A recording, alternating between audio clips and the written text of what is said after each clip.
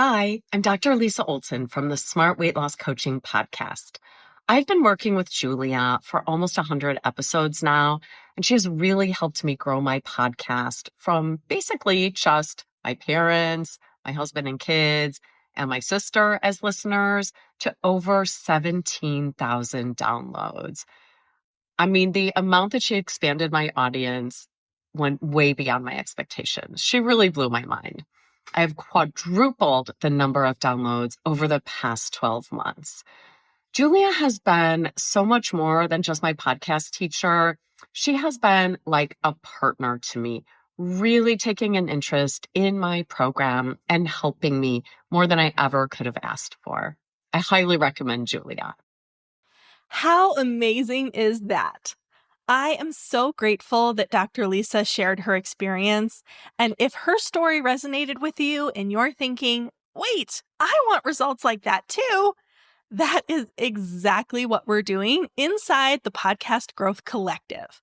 It's the place for online business owners who want to turn podcasting into a powerful growth tool without the burnout and without guessing what to fix. If you're ready to stop spinning your wheels and finally start seeing results from your podcast, I would love to support you. Head to thepodcastteacher.com/collective to learn more and to join us. And now let's jump into today's episode.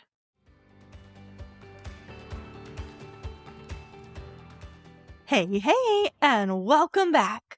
This is your podcast teacher, Julia Levine, and you're listening to Podcasting for Solopreneurs, the show that helps online business owners grow their podcasts to get more listeners, leads, and sales. Today, we're talking about perfectionism.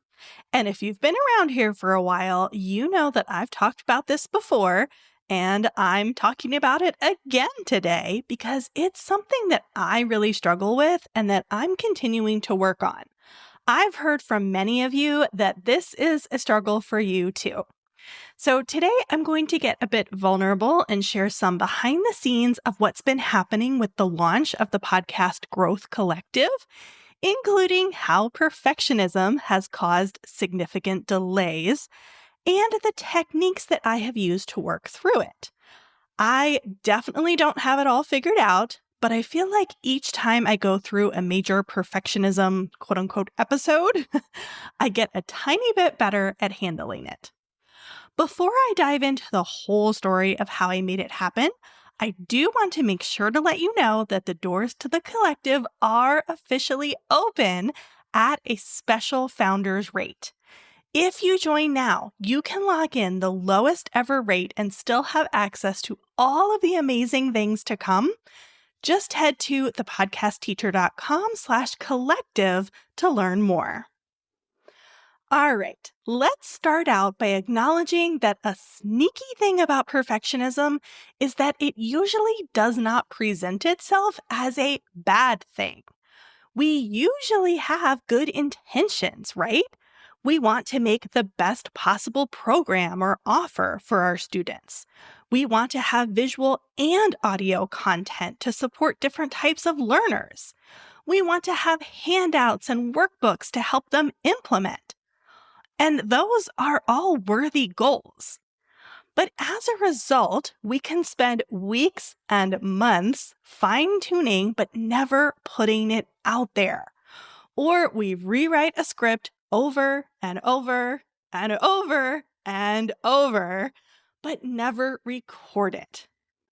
This is what's been happening with me and the launch of the collective. I had this vision of the final product, and as I was creating materials, there was still a gap between the current version and my final vision. So I kept pushing the opening back further and further to allow me the time to make it better. But as I'm sure you can probably guess, more time did not solve the problem. And that's because perfectionism is a mindset issue.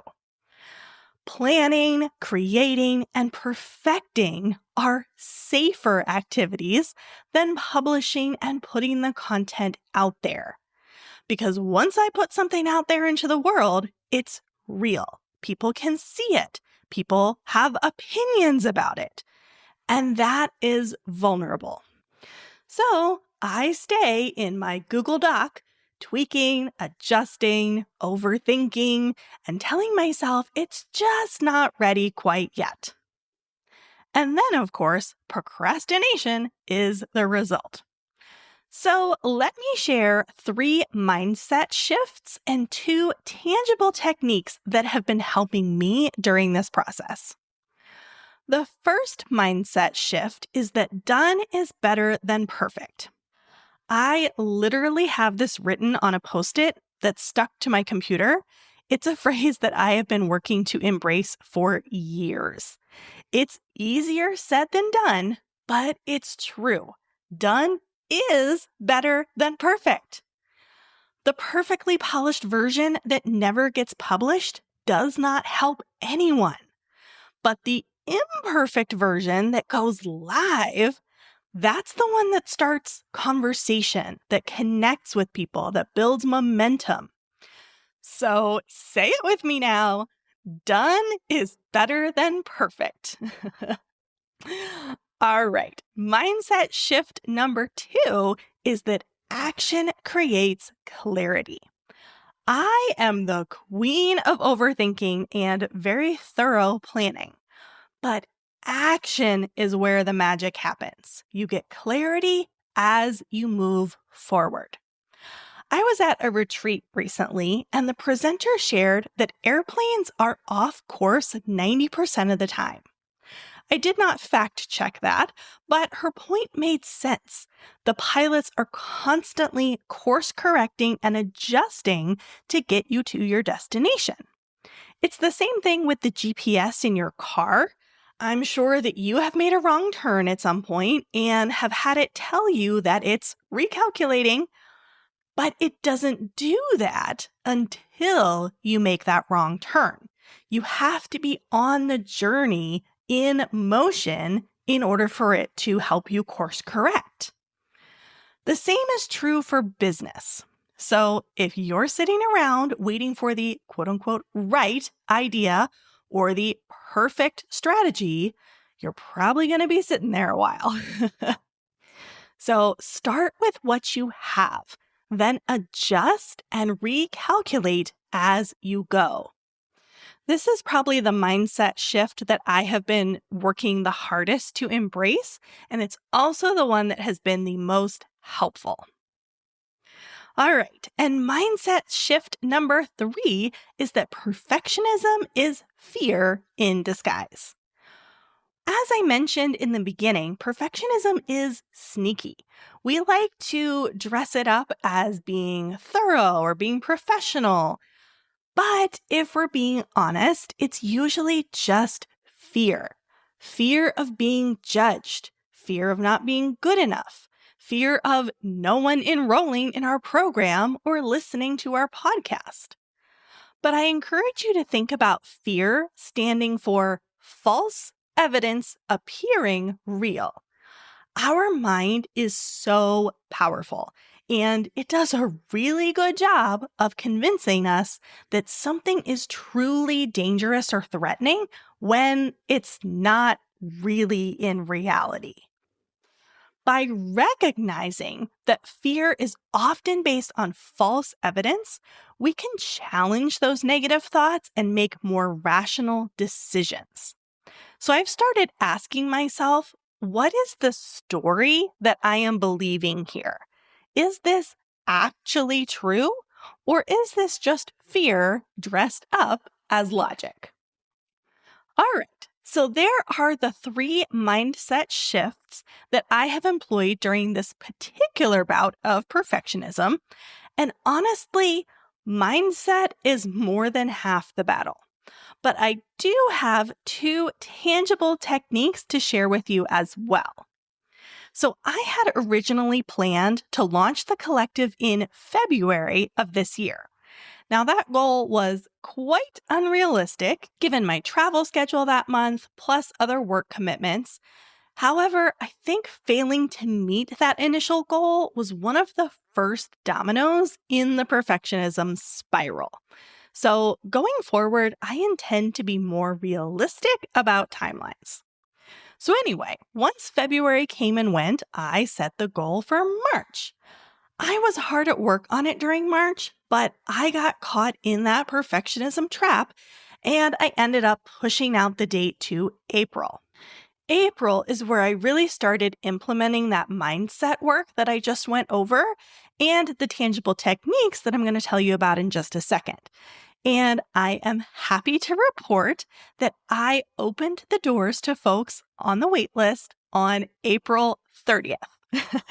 I might have squeaked in just under the wire, but I made it happen. So let me talk about what happened in April that helped me to actually open the doors rather than pushing it out yet again. First, I embraced the idea of an MVP, a minimum viable product. This tangible technique was a prompt from one of my business coaches. What is the minimum product that I can put out into the world that will help the people who enroll to get results?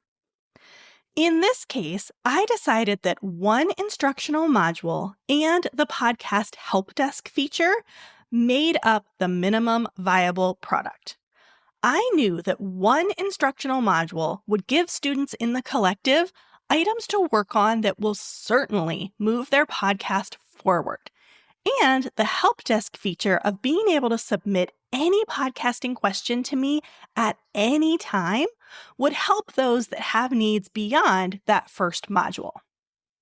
There are 3 other instructional modules to come, as well as live events, but one module plus the help desk is the minimum viable product. Along those same lines, I also embraced B-level work as a tangible technique. You may have heard to embrace C-level work or something like 70% is good enough. And as a former straight A 4.0 student, I just cannot go there. That bar is too low for me. But I can get on board with a solid 85% B-level work. So while I created the first module, it does not yet have slides.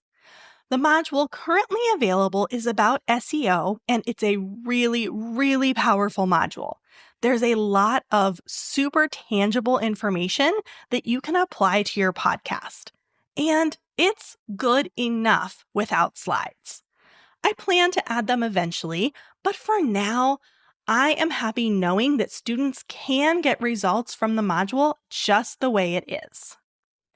If you are in a similar situation, stuck in planning and perfecting and therefore procrastinating, I encourage you to work on your mindset.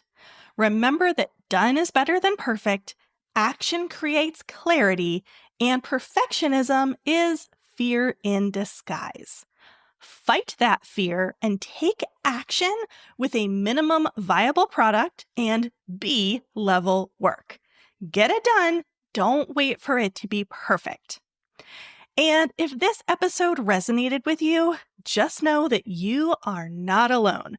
This is something that I work on constantly, every single day. And it is something that we can talk about inside the Podcast Growth Collective too. Because yes, we talk about podcast strategy and SEO and content planning, but sometimes the biggest growth happens when you start believing that it's okay to move forward before you feel 100% ready. You don't need to be perfect, you just need to be in motion. Until next time, happy podcasting.